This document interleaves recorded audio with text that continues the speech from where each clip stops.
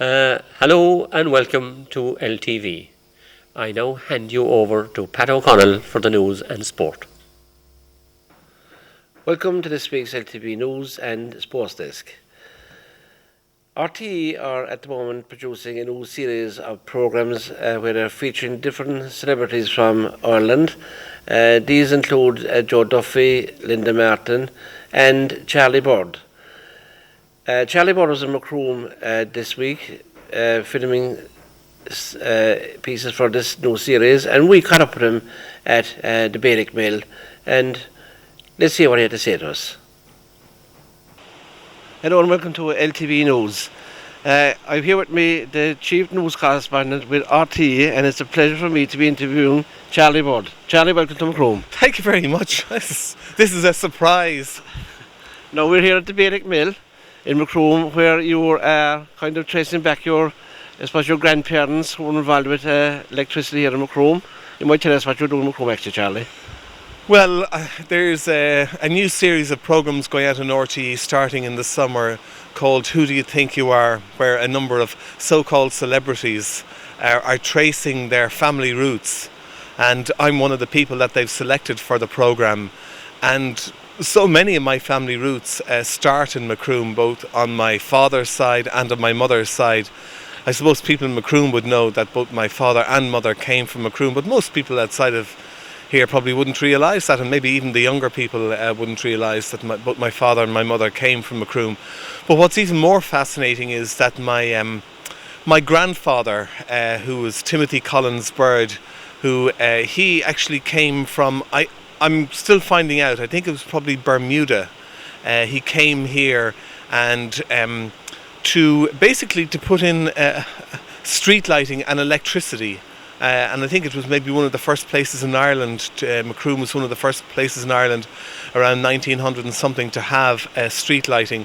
And my grandfather was one of the people who was responsible for that. And behind me here, I'm told that the mill was used, that he ran wires from someplace here in the mill across into the town itself to have street lighting. So that's the reason I'm here. And then, Charlie, your grandfather, the family in Macroom with the O'Sheas and with the Murrays, isn't it? Yes, on my it's hard to trace everybody, but on my father's side, my grandfather married an O'Shea, Jane O'Shea, and those O'Sheas are O'Shea's, the mineral water company, the old, and again I hadn't known this, the Old Bell Mineral Water Company, and here meeting some of my, I suppose, relative distant cousins, John and Donal, over the past couple of days. I was discovering a little bit about all the O'Sheas, and it was a part of the family I hadn't really ever looked into before. And the Old Bell Mineral Water Company, I didn't even know what the Old Bell meant until now. And what I've discovered is that the Old Bell goes back to penal times, when the Catholic churches weren't allowed to have bells ring out on them. They would hang an old bell on a tree beside the church, and they got around the penal laws. And that's how my great-grandfather, John O'Shea, that he called his company, started in 1873, this mineral water company. And apparently the mineral water is still there under the old house. I think it's up in is it New Street? Yeah, on New Street. So I'm learning all of these things which I hadn't known before. And of course that gentleman too was involved with Macroom Open District Council at the time. He was chairman on several occasions. Now this is what's interesting. I think I can, maybe having come down here, when are the next local elections? They're in June 2009. Maybe instead of an O'Shea, maybe a bird should run for the Urban District Council or the Town Committee. What was it called, the Urban District Council, is it? It's Town Council now, Charlie. Okay, the Town Council. Maybe I'll run for the Town Council in Macroom, follow in the footsteps of my great-grandfather, who I noticed when I was in the Town Council yesterday. He was apparently chairman around 1903, 4, 5, 7 or 8 times. So why not another relative of of that great man running for. So maybe I'll come down to Macroom and run for the town council. I am only joking, though. Yeah, I was just going to say, how come you don't give me a show, because I might be talking to you. But no, I mean, that's part of what I've learned over the past couple of days. That, things like that I had never known before about. As I said, I knew my parents they're both from Macroom, but I didn't know the strength of the connection. It's really when most of us probably forget to look beyond the first one or two names and, your granny or your grandfather, and you don't explore beyond that. And that's what this programme is doing. And you told me a very interesting thing there, when Charlie, about that you were up in St. Coleman Cemetery, and you found a grave up there. Would you tell us about that? Yeah, up in in what I call the new cemetery, St. Coleman Cemetery. My mother's brother was on. I think it was the St. Patrick, which was during the Second World War. He was a British soldier, and he was going back to England, and the St. Patrick, I think, was bombed by the Germans, or it was either torpedoed, one or the other, and that he lost his life. And he has a British war grave up in St. Coleman's. If you go into St. Coleman's, you'll see a Murray there, and it's a small, the same as you'd see in any other part of the world for a British soldier who was killed. And his war grave is actually up in St. Coleman's. And in the old cemetery, I think it's up in Clondrohid. My grandfather's grave is there. And I also discovered only recently that there was a Charles bird buried there as well. And that was my father's elder brother, but he died only after I think it was after a year. So I didn't realise that either, that I have another that there was a Charlie bird or a Charles bird born in Macroom around, I think it was 1907 or 1908, but he only survived for a year, and that's where he's buried, up in Clondrohid. And there was also a Charlie in the main street. There was a hotel called Bird's Hotel, and it was actually known as Bird's Corner at one stage. Yeah, it's now Fitzgerald Street. Oh, I know that, Fitzgerald's. I'm told that there was a little bit of controversy at the time. That I'm told that some people wanted it to be called Bird's Corner, but however, that's life in Ireland. And but I would actually like to see it called Bird's Corner. I think it would be nice, not anything to do with me, but because of what the name was. And it's strange meeting a lot of the people in the town over the past couple of days. They all said, oh yeah, there's Bird's Corner up there. So a lot of people still know it as Bird's Corner, and that's where the Railway Hotel was. It was where my grandmother, she actually ran the hotel, and when she married my grandfather, it became known as Bird's Corner. But so in a couple of days I've learned an awful lot. Charlie, it was very nice talking to you, and we wish you the best of luck with the series, and thanks for coming to Macroom. And I'll be back again for the election in a couple of years' time. Take care. Thanks, Charlie, thanks. Now, on behalf of the Bill Committee, Charlie, we'd just like to make a little presentation to you on your visit here, seeing that there's a bird connection with the mill. Thank you very much. That's great. Thank you very much indeed. Right, Charlie. And good luck to the mill. Thanks a million. Thank you. Thanks. Take care. And next Friday night, the 15th of February, in Macroom Church, there is a prayer through song with David Parks. As I say, this is starting at 8 p.m. The doors are opening at 7:15, and this should be a very nice ceremony. It's a prayer through song, and as I say, it's on in Macroom Church next Friday night, the 15th at 8 o'clock. St. Patrick's Day Parade, we'll be bringing you bits and pieces about the parade over the last couple of weeks in our news bulletins.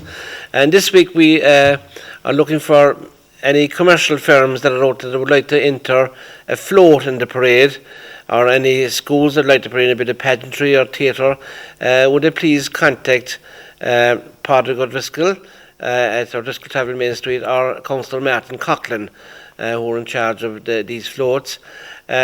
Also, we'd like to remind viewers that again this year the parade will be going out live on the webcam around the world. This will be picked up on www.macroom.ie, and anybody that would like to send a request to relatives that are gone away from Macroom, if you would get in contact with the Parks Day Committee, they will get these requests sent out for you. As I say, there'll be roaming cameras in Macroom for the day, and if you're in contact with any of your relatives that are abroad, you might just tell them that if they log into www.macroom.ie, they'll be able to pick up the parade live on St. Patrick's Day, and the parade is taking place on Monday the 17th of March, which is National Feast Day.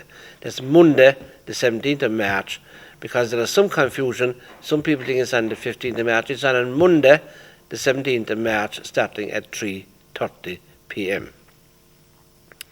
Now, Macroom's senior citizens, as you're aware, over the last number of years, they have been organising breakaway holidays in different parts of Ireland, and this year they're off to the County Clare. And this holiday is taking place from Sunday the 18th of May to Friday the 23rd of May. Now, as I say, it's 5 nights, 6 days break. The hotel they'll be using is the Clare Inn Hotel, which is situated in Dromore in County Clare. And there'll be tours taking place on the Monday, Tuesday, Wednesday and Thursday. And they will be going to such places as Bunratty Castle and Folk Park, Innistown, Cliffs of Moher and the Burn, Kilkee, Kilrush, Lahinch and Killaloe. So a very packed programme there. Entertainment will take place in the hotel on Sunday, Tuesday and Thursday nights, and the whole package is costing €350, which is very, very good value indeed. Now, anybody that's interested in taking part in this holiday break, if they would contact the Macroom Senior Citizens at Salon Haven, Lucy's Lane, Macroom, or you can phone 026 41698 to book a place on this trip. As I say, every year there's between 35 and 40 people go on this trip, so they would appreciate it if you get names in as soon as possible so they can make the necessary arrangements. And again, that's taking place from Sunday the 18th of May to Friday the 23rd of May. And as I say, get in contact with the senior citizens if anybody is interested in going on this holiday break. Again, that's all I have for you this week. I'd like to thank you for giving us any little information and snippets which we got. And if you want anything mentioned in the programme, or if you need any event covered, would you please contact us at LTV Macroom, Pat O'Connell, LTV Macroom, and you get us on phone at 026 42023 or on mobile on 087 266 2192. Again, thank you for watching. Next we have Anne Dunn with news from the Briery Yap. Hello and welcome, and here are our theatre listings for the coming weeks. Now, coming in on Wednesday the 30th to Friday the 15th at 8 p.m, we have Moll. This is a drama, of course, by John B. Keane, and we'll have more about that later. It's presented by the Salon Players. And Santa Panza or Bust is scheduled for this weekend, but it has now been transferred to Friday the 11th and Saturday the 12th of April in association with Macroom GAA. Cats is presented by Star Makers on Friday the 22nd, Saturday the 23rd and Sunday the 24th. 2 night shows at 8 p.m, which is Friday and Saturday, and Sunday the 24th is a matinee at 3 p.m. Into the Wild is the next film by Salon Film Society, and that's showing on Monday the 25th of February at 8:30 p.m. And Hollywood Librarian is a film which is going to be shown on Wednesday the 27th of February at 7:30 p.m, and that's in association with Cork County Libraries. Now, coming in, one of the biggest events of the year for us here at Briery Gap, we have the National Choral Festival for Secondary Schools final, and that's on Friday the 29th of February.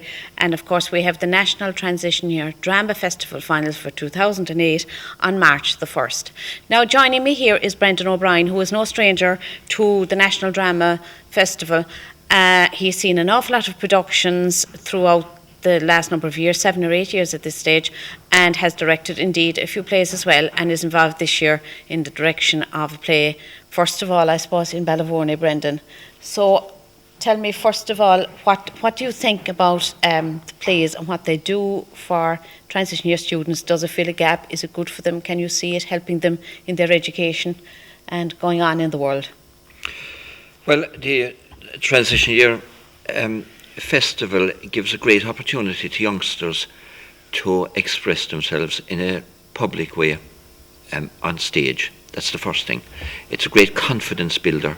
It's very good for their morale, and of course it's competitive. So when they enter the competition element and when they start being successful, it gives them a great buzz.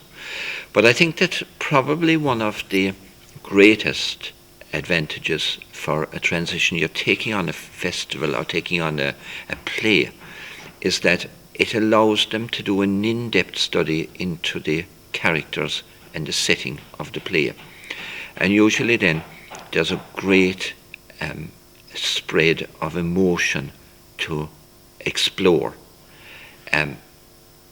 Characters on stage reflect characters in the real world, and it gives the youngsters this opportunity to get right into the shoes of characters, various types of characters, good and evil, happy people, sad people, and to experience that in a very real way. I remember a principal of school saying here a few years ago, actually in the very early stages of the Transition Year Drama Festival, and what he said to me was, it was his first time actually seeing the production. They came from Dublin, and he was saying that the quietest child in the school was absolutely, completely flamboyant on stage. He was stunned at the fact that the person was so comfortable in somebody else's role, far more comfortable than they were in their own. So like that in itself, I suppose, means that there's always an opportunity for somebody. And then another thing that they would be saying, I suppose the children themselves would be saying, if they weren't great at sport, if they weren't very good academically, and suddenly they can see they're really, really good at something. It must be a very good boost for their ego. Yeah, and by taking on these roles then and being successful in expressing them on stage, it helps them in their own lives then and in their own characters to be more confident and to go about. There's great peer acclamation of people who act on stage. And of course they get involved in what we can see here, a set designed for the play this week. They get involved in that side of it as well, of course, and they get into the lighting and the sound and the production and the costuming. So therefore there's a lot of areas and there's a place for everybody, you know, even if they don't want to perform. Yeah, and it goes on then, an awful lot of them go on to be involved in their communities. Afterwards they get involved in stage and concerts, and these are the very people who do that. And I know one of the things you said to me was that what really and truly intrigues you is the way that they can learn the lines so easily. Well, I'll tell you something. I had to do a play last year for a cabaret we were doing and a drama in Pens that's coming up again this year after Easter. But we did one act from The Year of the Hiker, John B. Keane's play, and I just had to sit down and learn these lines. And when some of the kids, particularly the McEgan College children now, were doing Sive, and I said to their teachers beforehand, there's absolutely no way they're going to have this learned in time for the first round of the competition. And I really believed that inside my heart at the time, that there was just no way they could learn this stuff, you know, so quickly.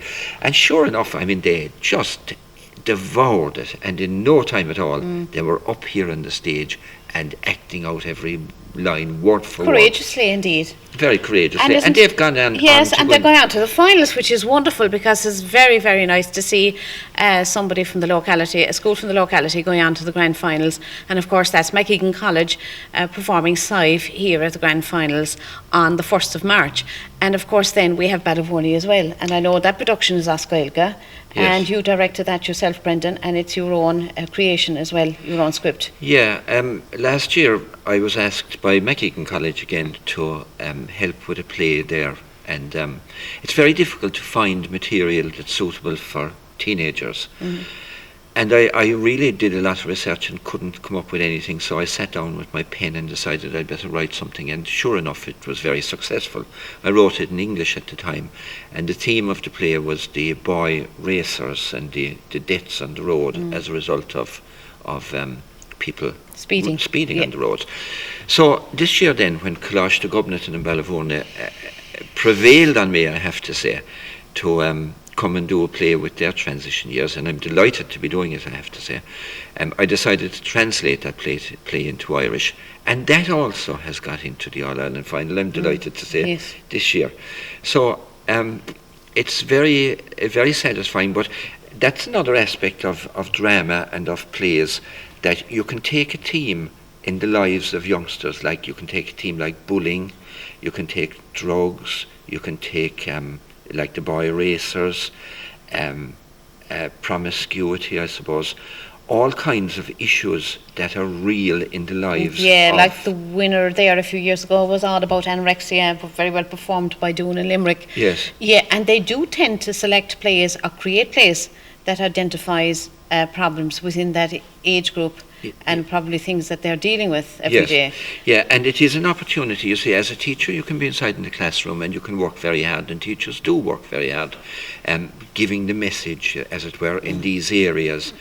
But when the youngsters themselves stand up, when they actually perform it in a stage, it's an experiential thing in many ways. And because of that, the message really is driven home for them and for their peers who are behind them 100% in what they're doing. So well done to Eason's particularly, who are sponsoring the Transition Year Drama Festival. And of course Cork County VEC. And we wouldn't manage it all without financing Cork County as well. VEC, yeah, and Macroom. Town Council as well is a very strong contributor to Priory Gap indeed, and to the festival. Yeah. And of course we can't forget the singers, because St Mary's Secondary School are very proud to present their choir for the national finals of the Choral Festival, and that's on the 29th. A beautiful choir, well worth listening to, and it is really nice to see a local choir getting involved this year. Yeah, and I heard that choir, and that choir has a very high standard. It's an excellent choir, and I think that if anybody out there in the public is interested, or if they want their eyes open for them, really, they should come along if they can at all to the finals, both of the Choral Festival and of the Drama Festival. And of course the drama will be going on all day on the 1st from 10 o'clock in the morning, and as it happens in the last few years, the pity of it is that the winners would be early in the day. It seems to have happened like that. Yes. In the last few years, but the people that come at night don't get to see the winning group. Yes. But there's nothing we can do about that. But the plays are going on all day, and they're well worth seeing, because I can tell you the standards is extraordinary. You'd have seen quite a few of them yourself. And I think it should be emphasised that this is a national drama festival. That it is an All-Ireland final. An All-Ireland. No question about that. And there having been centres in Galway and Mullingar and Dublin and Waterford and so on. That's right. And it's the winning teams that are appearing here now. That are appearing here, on the day. And it's getting harder and harder to pick the finalists, because the standard is so good. So we'll see you all at the festival, and we look forward to seeing in particular our local teams, and we support them all the way. Thanks. Some 10 years ago, Ballynagree National School celebrated its centenary. We now bring you footage from this event. Good evening, ladies, our Reverend Fathers, ladies and gentlemen. I'm delighted to be here on this special occasion to welcome you all here. I hope you'll enjoy the concert, and the next song that the children are going to sing for you is closely related, or couldn't be more closely related, to the place than the School of Ballynagree. It's here 100 years, and thanks be to God we are here to celebrate this occasion. Now, so I'll hand you over to the children.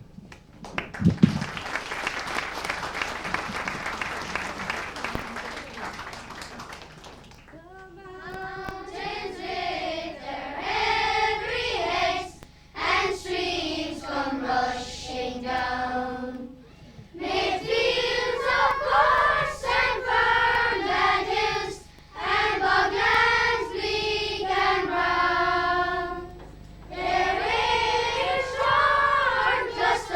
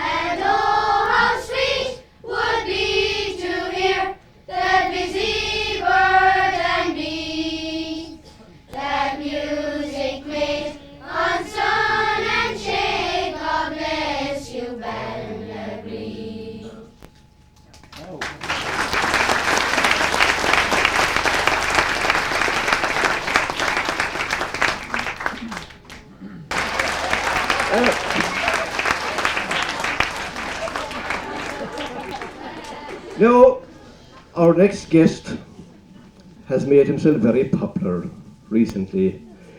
He's more or less taking over church music here around. I suppose you all know who I'm talking about. That's Jack Cutter.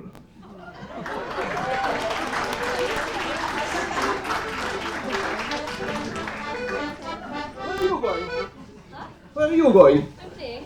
Playing what? The accordion. I'm talking here on the stage and you go away. I'm playing. You playing what?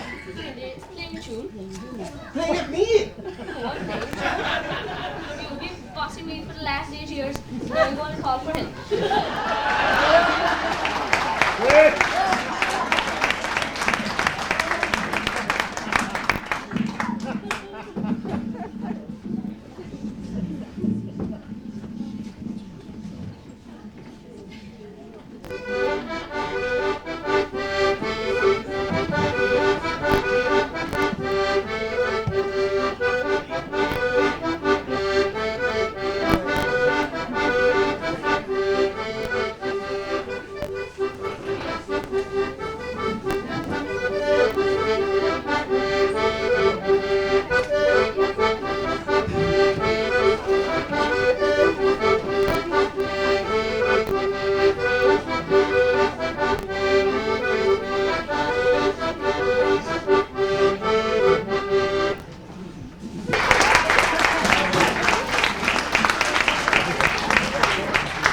That's all for the real act of the night.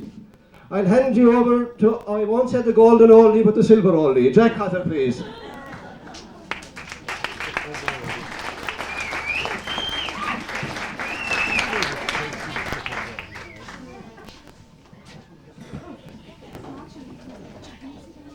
I loved a girl one time when my life was in its prime.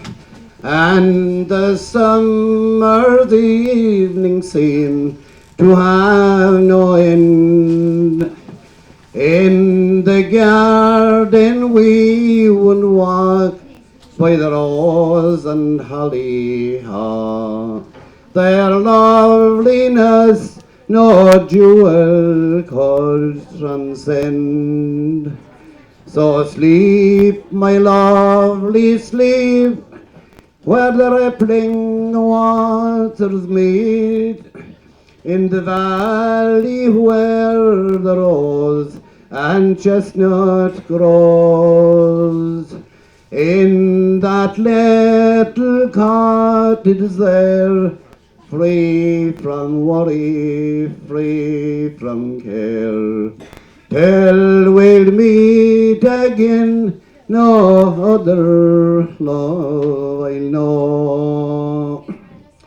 She was young and she was fair, like an angel standing there, and her smile it would light of my darkest day.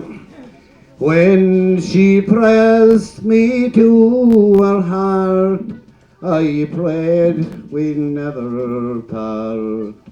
And the weather turned and took me far away. So sleep, my lovely, sleep, where the rippling waters meet, in the valley where the rose and chestnuts grow. In that little cottage there, free from worry, free from care, till we'll meet again. No other love I know. Many oceans have I crossed, slept beneath the southern cross, and I stood upon the mountains of Peru. And of girls I've known my share, but there's none that can compare. that loveliness and beauty that is you. So sleep, my lovely, sleep, where the rippling waters meet, in the valley where the rose and chestnut grow. In that little cottage there, free from worry, free from care, till we'll meet again, no other love I know. Now the years have come and gone, and my travelling days are done, and the sun is slowly sinking in the sky. Once again we'll take a walk by the rose and hollyhock. I love you as I did in days gone by. So sleep, my lovely, sleep, where the rippling waters meet, in the valley where the rose and chestnut grow. In that little cottage there, free from worry, free from care, till we'll meet again, no other love I'll know. Till we'll meet again, no other love I'll know.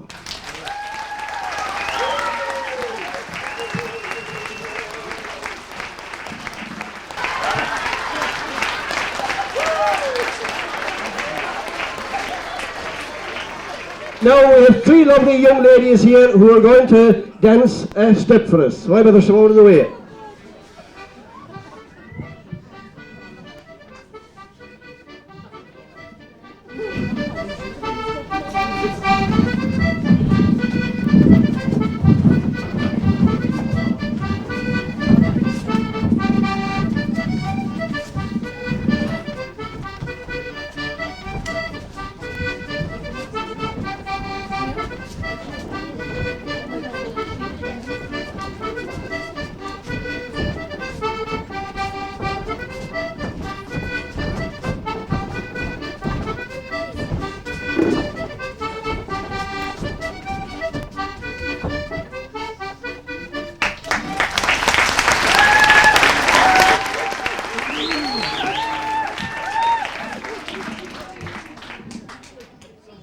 Short and sweet. Now our next entertainer is, I suppose, unique, because every city, every town, every village in the country, you know, they have great names in entertainment.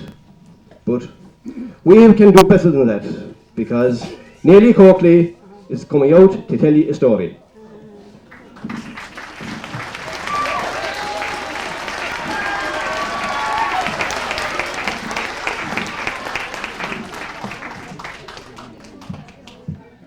Well, long ago, when people used to be going to the meadow saving hay, they'd take with them a jar full of Lia Ishke. You might say, no, what was that? Well, it was a compound of sweet milk and water. You see, the milk in itself wasn't the best for the thirst, and of course the water hadn't the body in it. Well, they'd take that jar and they'd put it under a sort of hay or under a furze bush and into a drain of water where it would be nice and cool when they'd want it by and by. And there's no doubt about it, but it was a great man for the thirst. Well, there was this farmer this way of a day, and he had a big mehel with him, mostly bullmen. They were neighbours, you know, that had been close to the bull during the year. And they'd give that man then a day on the bog spinning turf, for a day thinning turnip, or a day at the hay, as I'm alluding to. And of course, with the big mehel, the earthenware jar made no battle, and by 3 o'clock their tongues were out at the throat. Well, they were in the position that there was a public house not too far away, but they couldn't afford to go there because they wanted to take advantage of the sun, seeing that it was only a pit day. Well, at that time, the farmer, he had a servant boy working for him by the name of John the Dido. And the only thing I'll say about him is that he had no splint. Oh, a real terrible of a man that could do nothing right. His grass cocks would be meadowcocks, and his meadowcocks would be wines. When he should be shaking, he'd be raking, and when he'd be making, he'd be back there at the dogs. Well, the farmer said to himself anyway that he wouldn't be much of a loss if he sent John the Dido to the public house for some porter. So he gave him the earthenware jar and 1 and 4pence, and he told him to bring a gallon of it. Oh my, that's all it was at the time, 2pence a pint. Weren't we all born a bit late? So John the Dido took the jar anyway, and he stuck up, and like the man long ago that was sent into town for the hooks and eyes, he was running along and he saying to himself, hooks and eyes, hooks and eyes, hooks and eyes. He fell, and when he got up, it was hooks and hinges, hooks and hinges, hooks and hinges. Well, it was something the same with John the Dido, only a degree worse. He was running along and he wasn't watching where he was going, and he ran into a gate pillar and he made fritters of the jar. And he got up with only the handle in his hand. And noticing nothing, he kept going. So he arrived at the public house anyway, and he threw the 1 and 4pence up the counter, and he said to the publican, give us a gallon of it. Well, the publican anyway, he stooped down and now don't tell me what utomali they used to be going on with behind that counter. You had this pilgrimage from top to top. A big spot out of the flat one, and a small spot out of the high one to put a top in it. And when he had the jug full, he turned to John the Dido and he said, where's your vessel? Well, 'twas then that John the Dido noticed that he'd only the handle in his hand. And you know, also said to the publican, that was funny because we were together leaving the field.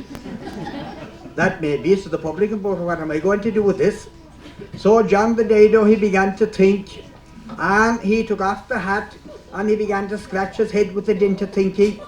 And you know, also said to the publican, couldn't you spill it in there, into the hat? The publican did, of course. So he didn't care, he was paid for it. And when the hat was full anyway, there was a teaspoon left in the bottom of the jar and the jug, and he said to John the Dido, what'll I do with this? And said John the Dido, couldn't I spill it in here? And the publican did anyway, and he stuck off back to the field with the men anyway. When they saw him coming, they all gathered round him. And when they saw the lachani in the porter on top of the hat, praises be, they said, is that all who brought? Ah, what a fool who think he am Sir John the Dido. Should have the rest of it here.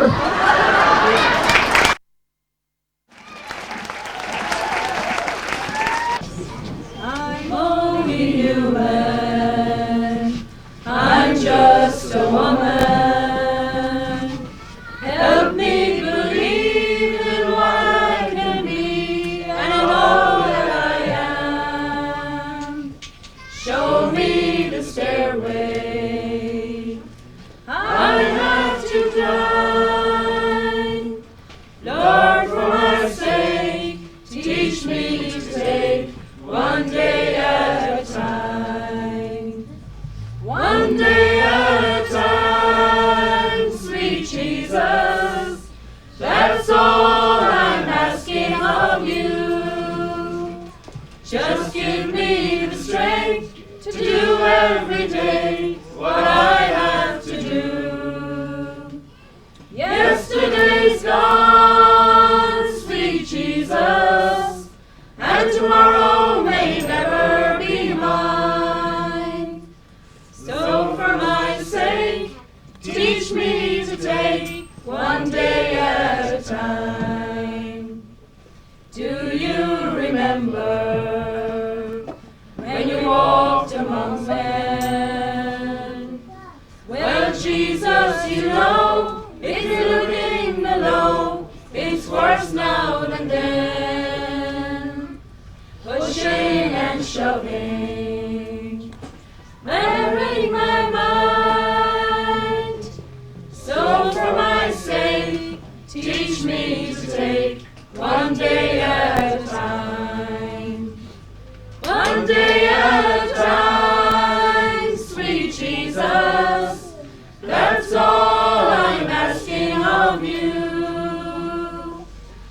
just give me the strength to do every day what I have to do.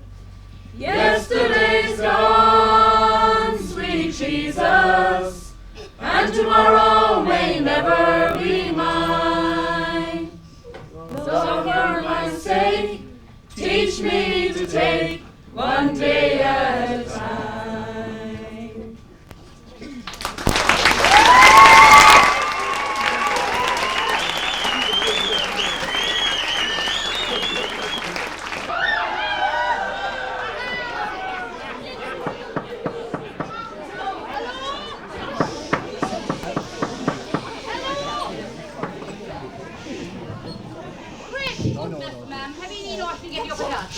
What's wrong, Margaret? Just 10 o'clock, ma'am.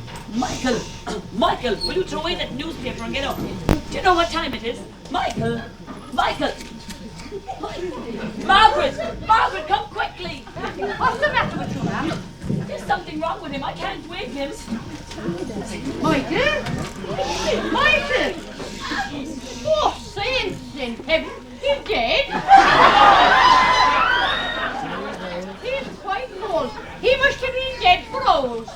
Oh no! He was reading the paper last night when I went to bed. Oh my God, what am I going to do? No, ma'am. Don't be upsetting yourself. Go down and put on your clothes and I'll be fixing him up here while you're gone. And fix something for the priest. Well, he have no business looking at the situation vacant now.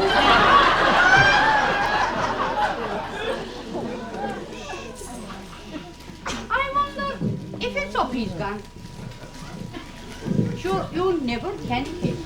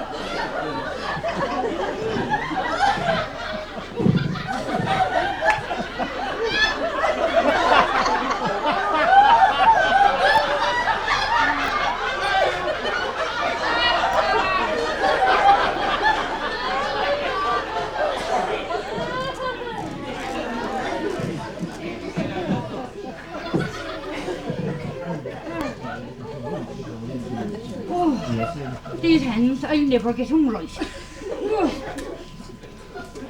You know, Mike, I always knew you were as strong as an ass.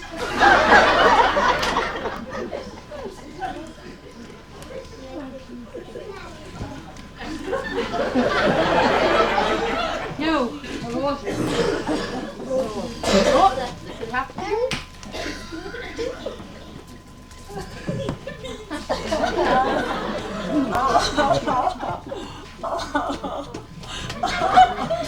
No, ma'am, you must try and be brave. We must prepare him now for the priest. Come in and we must bring him into the middle of the bed now, ma'am.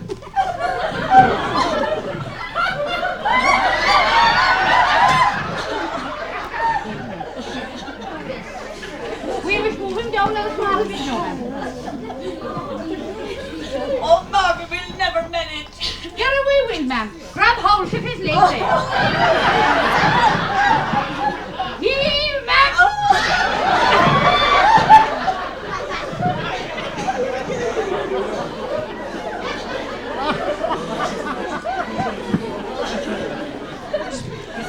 We must lay him back now. Gently now, ma'am. Gently now.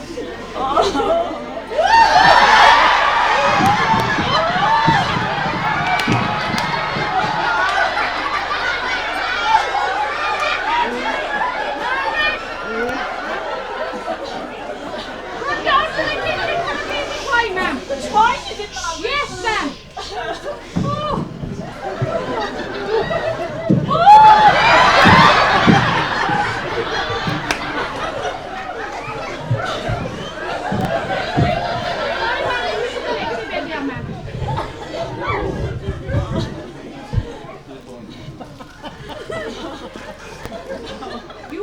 now, man.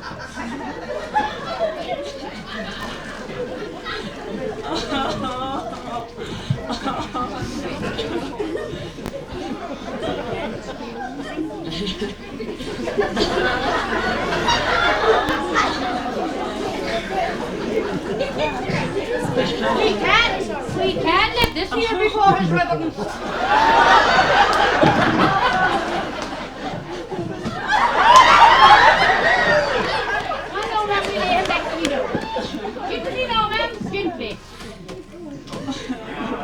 Get another piece of twine now, quick, ma'am.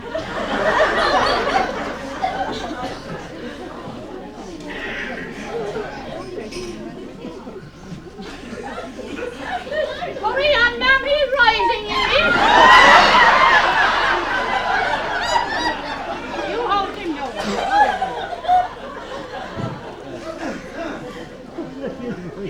Oh my God. Because you were the grand man. He's all right now, ma'am. He's at rest. Oh my God. Surely you can't be dead. He's stone cold now. Margaret. Don't be dead. I do hope the poor dear is in heaven. And may the perpetual light shine upon him. And may he rest in peace. Amen.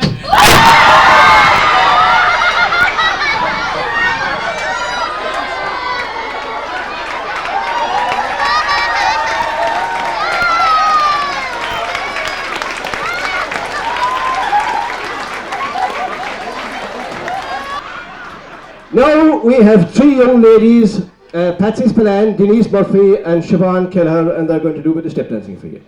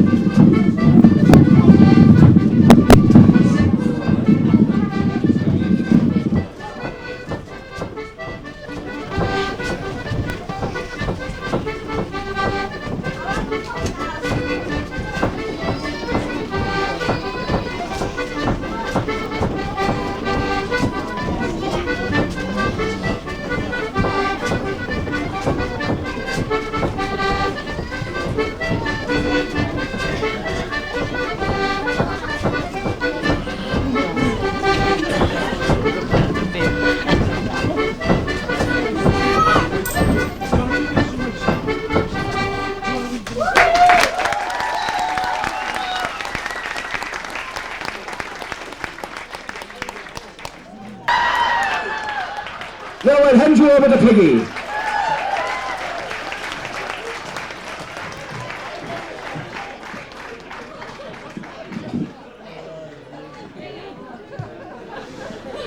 I'm going to sing the horses and plough. Many the breezes that blow in the spring, sweeter the sound that the sun tries to sing.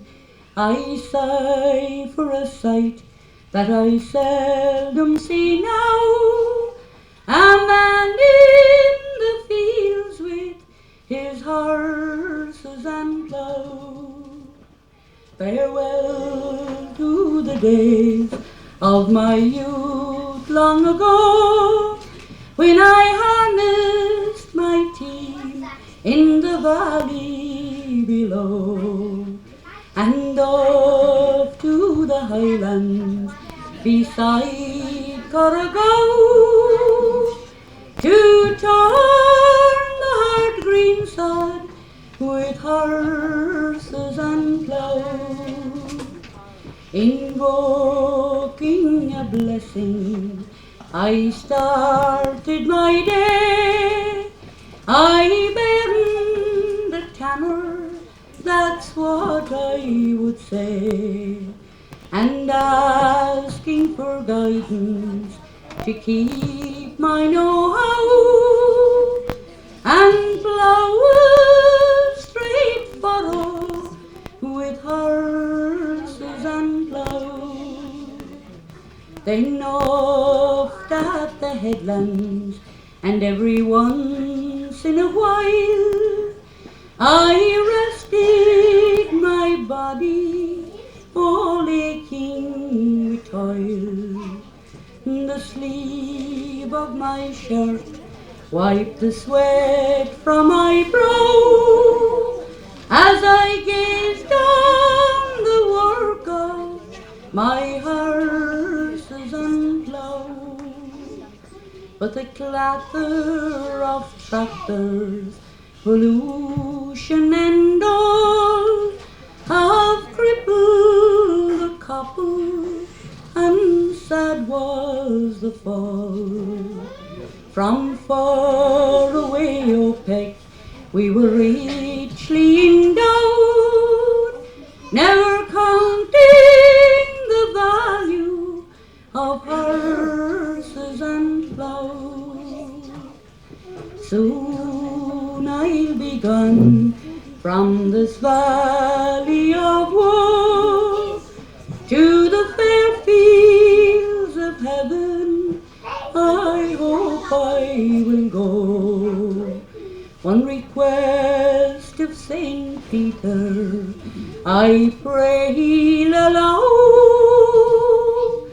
eternal employment with horses and plough.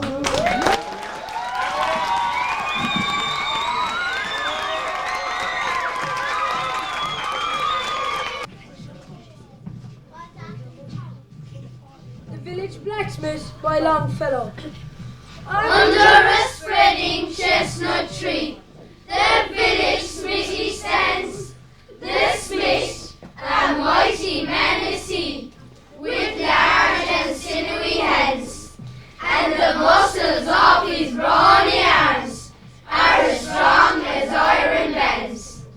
His hair is crisp and black and long, his face is like the tan.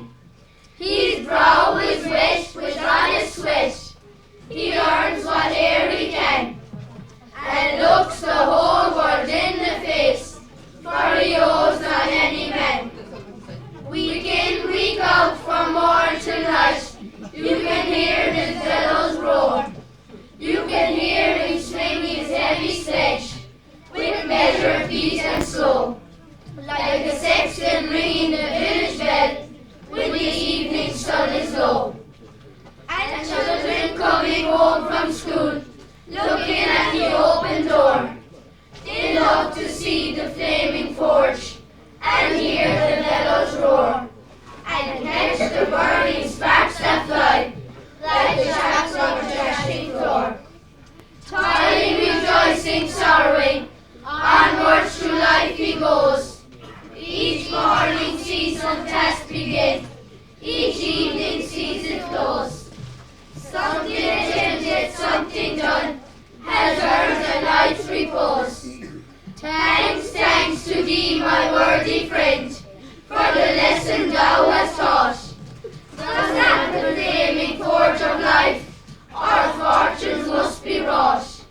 Does that astounding anvil shaped each burning deed and thought?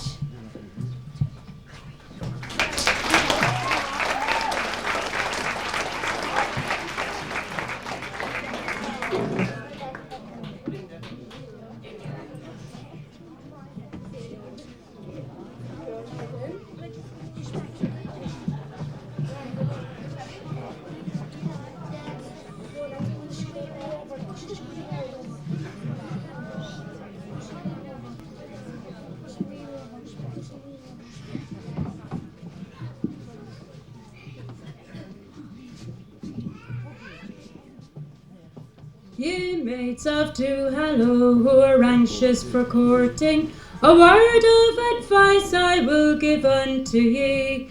Proceed to Bantir, to the athletic races, and hand in your names to the club committee.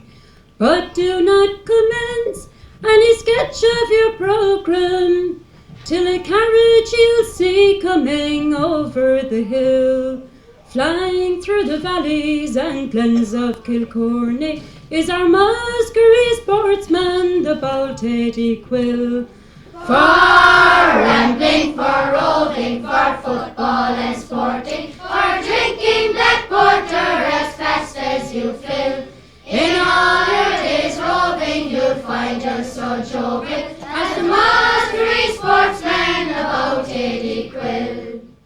At the great hurling match between Cork and Tipperary, 'twas played in the park by the banks of the Lee.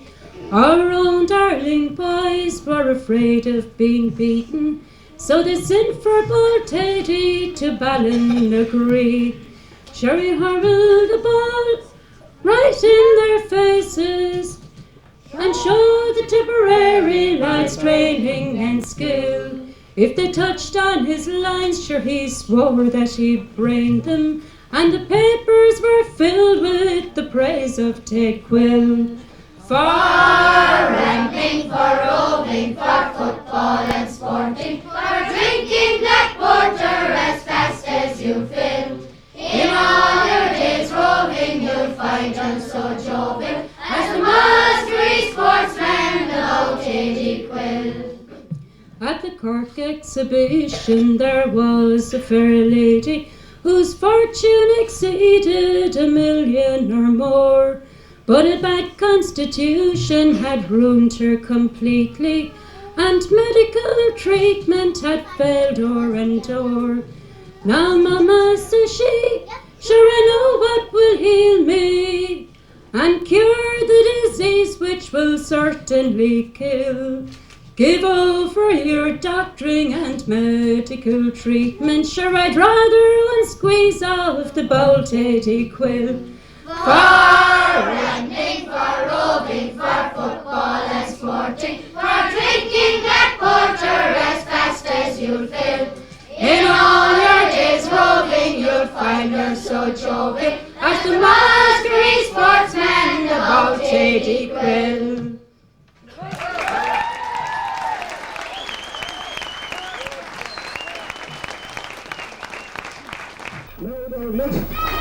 Next is Catherine Donoghue, who will recite a poem for us. Coach the Piper. One winter's day, long, long ago, when I was a little fellow, a piper wandered to our door, grey-headed, blind and yellow. And oh, how glad was my young heart, though earth and sky looked dreary, to see the stranger and his dog, poor Pinch and Coach O'Leary. And when he stowed away his bag, cross-barred with green and yellow, I thought and said, in Ireland's ground, there's not so fine a fellow. And Finian Burke and Shane McGee, and Ellie, Kate and Mary, rushed in with panting haste to see and welcome Coach O'Leary. O God, be with those happy times, O God, be with my childhood, when I, bareheaded, roamed all day, bird nesting in the wild wood. I'll not forget those sunny hours, however years may vary. I'll not forget my early friends, nor honest Coach O'Leary. Well, 20 summers had gone past, and June's red sun was sinking, when I, a man, sat by my door, of 20 sad things thinking. A little dog came up the way, his gait was slow and weary, and be his side a blind man limped, 'twas Pinch and Coach O'Leary. Old Coach, but how woe begone, his form is bowed and bending, his fleshly hands are stiff and wan, our time is even blending. The colours on his threadbare bag, and Pinch is twice as hairy, and then spare as first when I saw himself and Coach O'Leary. God blessing here, the wanderer cried, far, far beheld black viper. Does anybody hereabouts remember Coach the Piper? With swelling heart I grasped his hand. The old man murmured, dearie, are you the silky-headed child that loved poor Coach O'Leary? Yes, yes, I said. The wanderer wept, as if his heart was breaking. And where, at Vic Macree, he sobbed, is all the merry-making. I found here 20 years ago, my tale I sighed might weary, enough to say there's none but me to welcome Coach O'Leary. Woe, woe, woe, the old man cried and wrung his hands in sorrow. Pray lead me in, Astor Macree, and I'll go home tomorrow. My peace is made, I'll calmly leave this world so cold and dreary, and you shall keep my pipes and dog and pray for Coach O'Leary. With pinch I watched his bed that night. Next day his wish was granted. He died and Father James was brought, and Requiem Mass was chanted. The neighbours came, we dug his grave, near Ellie, Kate and Mary. And there he sleeps, his last sweet sleep. God rest you, Coach O'Leary. Thank you.